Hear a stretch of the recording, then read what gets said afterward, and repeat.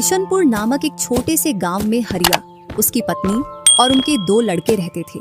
हरिया के दोनों लड़के जुड़वा थे और दोनों शक्ल सूरत में हमशक्ल थे। जो कोई भी व्यक्ति उनको देखता तो वो पहचान नहीं पाता कौन रामू कौन राजू है इन दोनों में से। एक शाम हरिया अपनी पत्नी से बोलता है, अब तो बुढ़ापा आ गया और अब पहले जैसे हाथ पैर भी नहीं चलते। हाँ, अब आपकी और मेरी उम्र हो गई है। अब मुझसे भी घर का काम नहीं होता।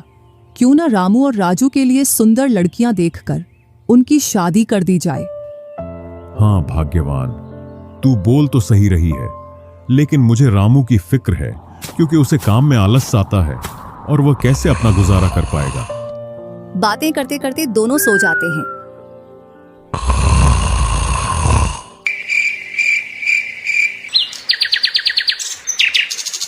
और सुबह उठकर हरिया रामू राजू से बोलता है, तुम दोनों खेतों पर चले जाना और एक खेत को खोद आना जिसमें मैं आकर बीज बो दूंगा। और आज मैं अपने दोस्त से मिलने के लिए पास ही के गांव में जा रहा हूं। 2 दिन में लौट कर आऊंगा। हरिया तैयार होकर दूसरे गांव की ओर निकल जाता है और रामू राजू भी खेतों की ओर चल देते हैं। दोनों खेतों में जाकर काम करने लग जाते हैं। रामू ठहरा कामचोर। वह थोड़ी देर काम करने के बाद एक पेड़ की छांव में जाकर लेट जाता है। इधर राजू को सुबह से शाम हो जाती है और वह आधा खेत खोद देता है।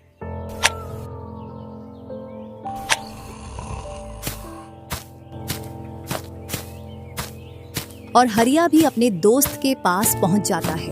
अरे भाई हरिया, कैसे आना हुआ? तुझसे मिलने की इच्छा हुई तो मिलने आ गया। चल अच्छा है, पहले भोजन करते हैं, इसके बाद गप्पे लड़ाएंगे। दोनों साथ में भोजन करते हैं। हाँ भाई हरिया, सुना सब कुशल मंगल? हाँ भाई, सब कुछ कुशल मंगल है। अब तो तेरे दोनों लड़के शादी के लायक हो गए होंगे। हाँ, दोनों शादी के लायक हो गए हैं और खासकर मैं तेरे पास इसीलिए आया हूं कि कहीं दोनों लड़कों के लिए लड़कियां देख आऊं। वैसे अपनी भी 2 बेटी हैं और दोनों खूब होशियार और चंचल है। अब दोनों की भी उम्र शादी के लायक हो गई है। अगर तुझे कोई ऐतराज ना हो तो क्यों ना इस दोस्ती को रिश्तेदारी में बदल दी जाए। इतना सुन हरिया बड़ा खुश होता है। जब वह दोनों लड़कियों को देखता है तो दोनों बहुत ही सुंदर थीं।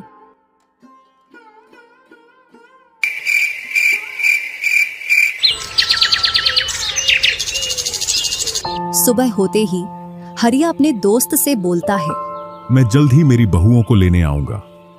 इतना बोलकर हरिया अपने गांव की ओर चल देता है। इधर रामू और राजू भी अपने खेतों पर काम करने के लिए आ जाते हैं और रामू पेड़ की छांव में जाकर सो जाता है। इधर राजू अपने काम में लगा रहता है। शाम होने को आ जाती है और हरिया भी अपने खेतों के पास आ जाता है। रामू की आंख खुलती है तो हरिया उसको आता हुआ दिखता है, तो वह खेत में जाकर काम करने लग जाता है। चलो घर, अब शाम हो गई और खेत भी पूरा खुद गया है।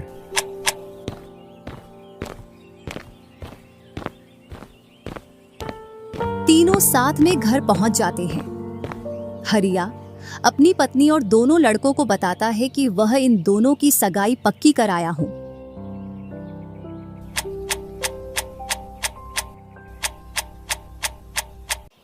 और वह कुछ दिन बाद दोनों का विवाह कर देता है। ऐसे ही कुछ वर्ष निकल जाते हैं।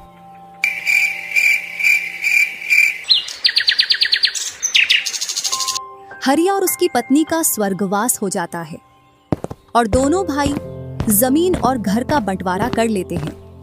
रामू अपने आलसी पने की वजह से खेतों में काम करने नहीं जाता और दिन भर घर में ही पड़ा रहता। इधर राजू अपने खेतों में दिन रात मेहनत करता है, जिससे रामू और राजू की फसलों में अंतर स्पष्ट दिखाई देता है। एक दिन रामू राजू से बोलता है, तूने अच्छा खेत रख लिया और मुझे यह खराब खेत दे दिया। जिससे तेरी फसल अच्छी हो रही है और मेरी फसल कमजोर। कोई ना, अगली फसल पर खेत बदल लेंगे।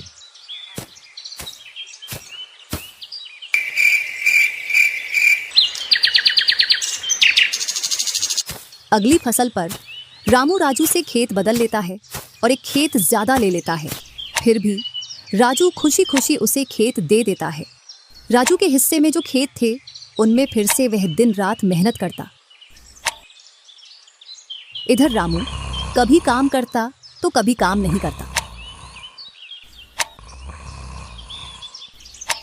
रामू के पास बीज खरीदने के भी पैसे नहीं थे, तो वह पैसे लेने के लिए जमींदार के यहाँ चला जाता। जमींदार जी, कुछ पैसे उधार चाहिए थे, जिससे मैं अपने खेतों के लिए बीज ले आता और फसल आने पर मैं आपको पैसे लौटा देता। क्यों नहीं भैया, लेकिन आपको 2% ब्याज देना पड़ेगा। जी जमींदार जी, मैं ब्याज दे दूंगा। जमींदार रामू को पैसे दे देता है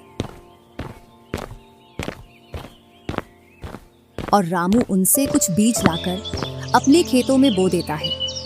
इधर राजू अपनी फसल की रोज देखभाल करता और रामू बोकर आया उसके बाद से अपनी फसलों को देखने के लिए भी नहीं गया। वहीं अपने घर में पड़ा रहता और दिन रात सोता रहता।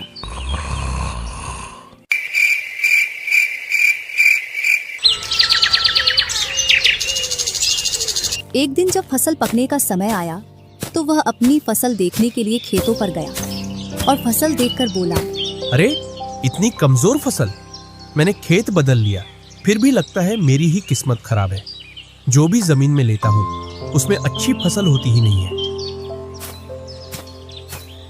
ऐसे कहते हुए वह अपने घर आ जाता है और अपनी पत्नी से बोलता है, राजू की फसल तो अच्छी है, बस हमारी फसल ही कमजोर है। ऐसा कैसे हो सकता है? ऐसा तो होगा ही। दिन रात जो घर में पड़े रहते हो और खेतों में समय समय पर दवाई पानी नहीं दोगे तो फसल ऐसी कमजोर रहेगी। फिर बोलते हो किस्मत खराब है। किस्मत नहीं, मेहनत करनी पड़ती है। चल चल, मेरे को मत सिखा। अगर किस्मत ना हो तो कुछ भी नहीं होता। अगर मेहनत से कोई बड़ा बनता तो सबसे पहले गधा बड़ा बनता, क्योंकि उसके बराबर कोई मेहनत नहीं करता। और जो मजा जिंदगी में सोने में है वह मजा और किसी चीज में नहीं। बस इनको तो सुला दो, सोने के अलावा और कोई काम ही नहीं है।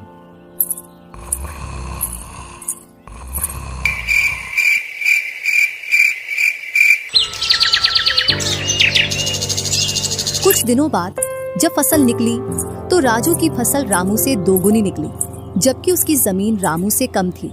रामू फसल को देखकर बोलता है, इस फसल को बेच कर आऊं या खाने के लिए रखूं? इधर जमींदार जी को भी पैसे देने हैं। अब इतनी सी फसल से कैसे काम चलेगा पता नहीं।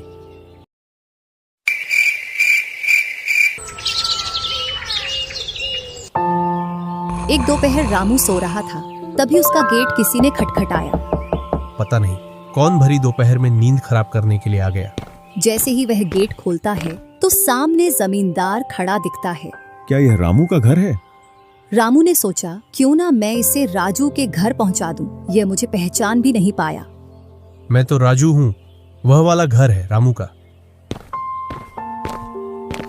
जमींदार सामने वाले घर पर जाकर गेट को खटखटाने लगता है। राजू गेट खोलता है और बोलता है, क्यों भाई, इतनी तेज गेट को क्यों खटखटा रहे हो? मैंने आपके रुपए लेकर खा लिए क्या? हाँ भैया रामू, तुमने मेरे जो पैसे लिए थे उन्हीं को लेने के लिए आया हूँ। तुमने बोला था फसल आने पर पैसा लौटा देंगे, जो तुमने अभी तक नहीं लौटाया। क्या जमींदार जी, आप भी दोपहर में नशा करके आ गए? मैंने कब आपसे पैसे उधार लिए? क्या तुम ही रामू हो? नहीं, मैं तो राजू हूँ। रामू तो सामने वाले घर में रहता है।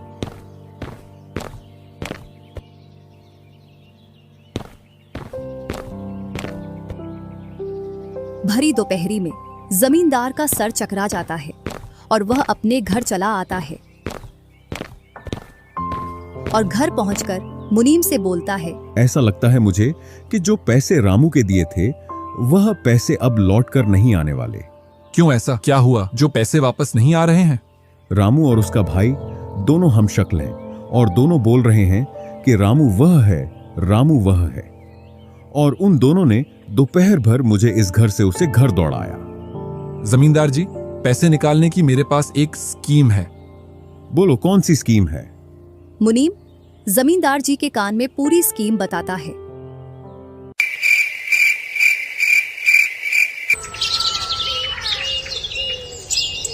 दूसरी सुबह जमींदार, मुनीम और 2 आदमी जिनके हाथ में लाठी थी, चारों लोग रामू के घर की ओर चलते हैं।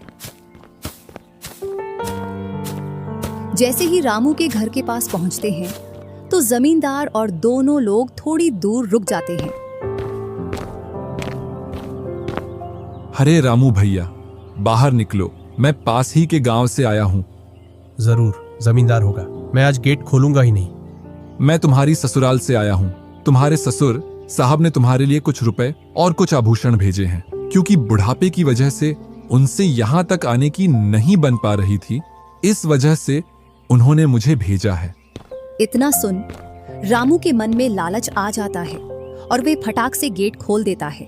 कहाँ है पैसे और धन? क्या तुम्हारा ही नाम रामू है? हाँ, मेरा ही नाम रामू है। कहाँ है धन? यही पास में रखा है, चलो दोनों उठा लाते हैं। वह मुनीम के साथ चल देता। थोड़ी दूर चलने के बाद मुनीम जमींदार जी को बुला लेता है। जमींदार और दोनों लोग रामू के पास आ जाते हैं। लाओ मेरे पैसे लौटाओ, ब्याज समेत। मैंने आपसे पैसे नहीं लिए। ये ऐसे नहीं मानेगा। अब तुम दोनों के हवाले करता हूं, तुम चाहे जैसे इससे पैसे निकालो। और दोनों आदमी रामू को लठ से मारते हैं। रामू चिल्लाता हुआ, अरे भाई रुको, अरे भाई रुको, मत मारो, अरे भाई रुको, मत मारो। इधर वह दोनों रामू में दे लठ लठ बरसा रहे थे। तभी राजू गेट खोलकर देखता है तो रामू पर कुछ लोग लठ से वार कर रहे थे। तो वह दौड़कर उनके पास आता है और बोलता है, अरे भाई रुको। इस रामू ने आज से 5 महीने पहले मुझसे पैसे लिए थे। जब लौटाने की बारी आई तो बहाने कर रहा था। कितने पैसे हैं? 2000। रुको मैं लाता हूं।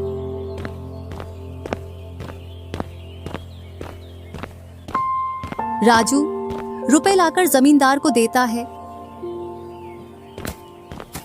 और जमींदार और उसके साथी वहां से चले जाते हैं। इधर रामू भी अपने घर में चला जाता है और राजू भी।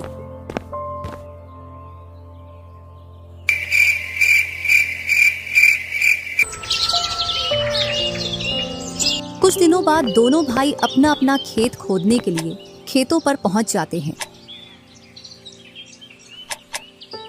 इधर खेत खोदते खोदते राजू दौड़ते हुए रामू के पास आता है और बोलता है, देखो मुझे खेत में क्या मिला है। राजू के हाथ में हीरा देखकर रामू के मन में लालच आ जाता है और वह मन ही मन सोचता है, इसके खेत में तो और भी हीरा हो सकते हैं। क्यों ना मैं इसको मेरा वाला खेत दे दूं और इसका खेत में रख लूं, जिससे मेरे पास भी बहुत सारे हीरे हो जाएंगे। मैं क्या बोल रहा था, क्यों ना तू मेरे वाले खेत पर फसल कर ले और मैं तेरे वाले पर। इतने दिनों से तू कम जगह पर कर रहा था। और रामू राजू वाले हिस्से को खोदने लग जाता है।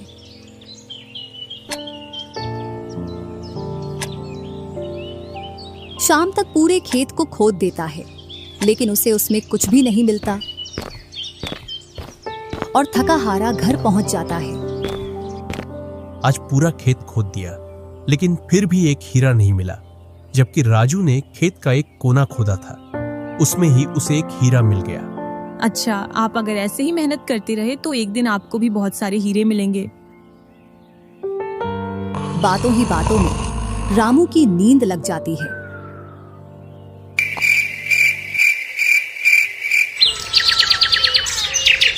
और जब सुबह होती है तब वह बोलता है, आज जैसी नींद मुझे कभी नहीं आई। हाँ, अगर तुम ऐसे ही मेहनत करते रहे तो आपको रोज ऐसी नींद आएगी। और रामू उसे वर्ष राजू की तरह अपने खेतों में मेहनत करता है और दोनों की फसलें बराबर निकलती हैं, जिससे रामू के चेहरे पर अलग ही चमक दिखती है। एक दिन चारों लोग साथ में बैठकर खाना खा रहे थे। क्या सच में उस दिन खेत में से हीरा निकला था? हाँ भैया, निकला था ना। जो आज आपके घर में उसकी वजह से कई सारे हीरे रखे हैं। इतने में ही रामू की पत्नी बोलती है, वह तो नकली था, आपसे काम करवाने के लिए।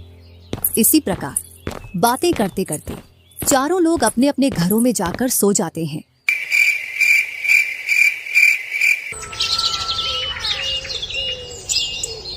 सुबह होते ही तुम दोनों को राजा साहब ने राजमहल बुलाया है। वह दोनों भाई सेनापति के साथ चल देते हैं। अब पता नहीं कौन सी आपदा आ गई। कुछ नहीं, कुछ अच्छा काम होगा, तभी तो हमें बुलाया है। दोनों राजा के पास पहुंच जाते हैं। हमने सुना है इस वर्ष तुम्हारी फसल सबसे अच्छी निकली है और आपने इस बार सबसे ज्यादा राजकोष में कर दिया है। इसी का आप दोनों को इनाम दिया जाता है। दोनों भाइयों को आपके गांव में इनाम के रूप में दुगनी जमीन दी जाती है।